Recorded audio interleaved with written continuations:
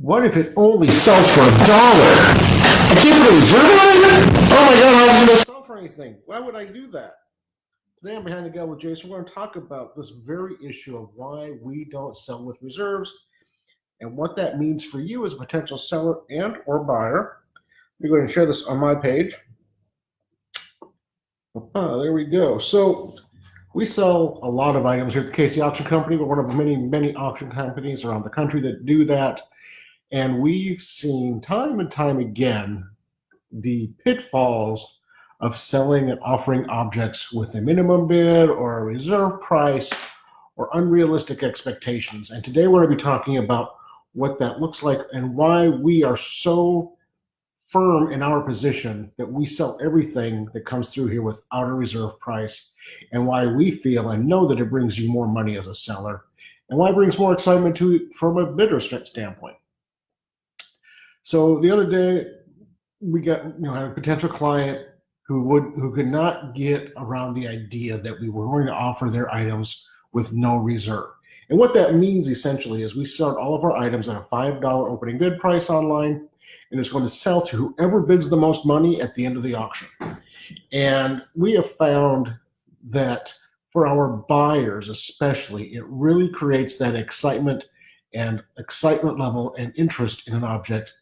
And they do the work and the research and they get invested in the piece because they know that come Monday evening or Tuesday or whatever we have the auction closing, they know that Monday night that piece is going to sell to somebody somewhere in this world at whatever the high bid is. And so if they like it, they should get behind it, do the research, figure out if they can use it, if they like it, if it's up to their standards, and bid on it. Some really interesting numbers I found today when I was doing some quick research into this auction. I'm going to give you some ideas of the amount of merchandise, of the amount of antiques and art for sale at any given time. On BidSquare, which is an online auction platform used by quite a few auction houses, today there are 1,638 paintings. On ProxyBid, which is another online auction portal, focused mainly on construction materials, farm equipment, industrial assets. Today, there are 2,486 antiques, 2,915 pieces of art, and over 15,000 collectible items offered on their website today. Ruby Lane has 2,500 shop owners. They average $125,000 a day in sales, selling 15 million products on Ruby Lane Etsy. It's a vintage and curated artist shop. 50 million products for sale. They did $3.25 billion in sales in 2017. Live Auctioneers, one of the bigger online auction portals out there. Today, they report there are 49,319,498 items available to buy on their website today. And historically, they have sold 48,800,477 items. Those are items that have sold through their platform. 48 million items. And of course, the big boy, eBay. Today, if you go to eBay and search under antique furniture, you can find 107,000 items you can purchase. Antique silver, 574,000 items. Under paintings, 596,000. Under prints, 1.6 million items for sale today. Generally speaking, eBay has about 1 billion items for sale at any given time. 19% of those are used, vintage, or antique for 190 million antiques, paintings, and related for sale every given day. What are those numbers? Why are those numbers important to this conversation? They're really important because it gives you an idea of the scope and the size of the marketplace at any given time. There is nothing you can't buy today if you want to buy it. It's just a matter of price. And it's a matter of convenience and accessibility and your determination to find it. You can find anything you want for sale today within about 5 to 10 minutes. Tiffany lamps, George Jensen silver, Patek Philippe watches, all the way down to McCoy and Corning ware, the whole 9 yards. There's really nothing that can't be found for sale somewhere quickly online. And so if you are selling today and you don't want to take the time and spend the effort and resources to get retail dollars, because that is absolutely a thing. If you have a shop, an online store in Ruby Lane or eBay or any place else, you can sit on your assets and get retail dollars at some point in the future if you market them correctly, find the buyers, and all those kinds of things. If that is not something you want to do, you have to consider that you're competing with everything in the world.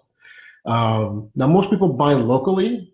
Of course, that's had a huge following here in the last 10 years or so, 10, 15 years. American Express has become a champion of the buy local movement. The same kind of theory holds true in the antiques and arts and auction industries. If you can buy an object from a local auctioneer, you feel much more comfortable than buying something from somebody across the country. Not only do you have the opportunity to know that seller, that company, and their reputation, you can, generally speaking, go down and look at it in person, inspect it, and then just pick it up at the end of the auction. Whereas if you're buying from somebody across the country, you have to trust that the seller, the auction company, is looking at it with the same lens and eye that you are, and you have to take into account the time, expense, and effort to get the object shipped. We had a great auction close on Monday night. A lot of jewelry, 196, 198 lots. We shipped about 35 invoices. We had 72 invoices. I think it was more like 28 to 30 invoices were shipped out. Those people are still waiting to get their goods. The auction closed Monday night. UPS picked it up Tuesday. Some people got processed right away. Others are having, communication issues.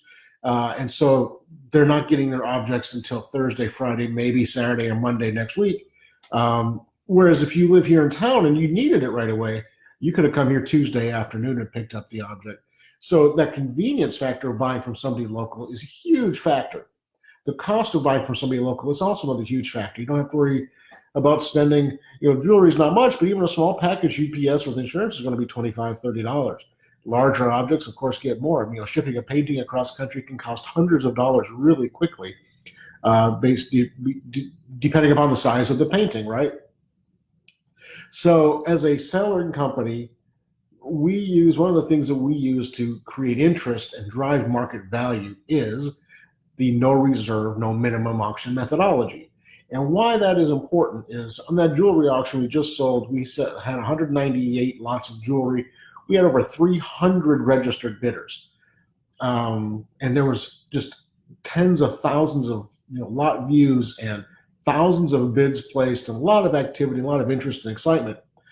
When I look at other auction companies around the country, locally, regionally, and across the country, that have minimum prices or a higher starting bid or a reserve that you're not sure about, you can just tell by looking at when their no sale rate is 30, 40, 50%, they're not getting the activity.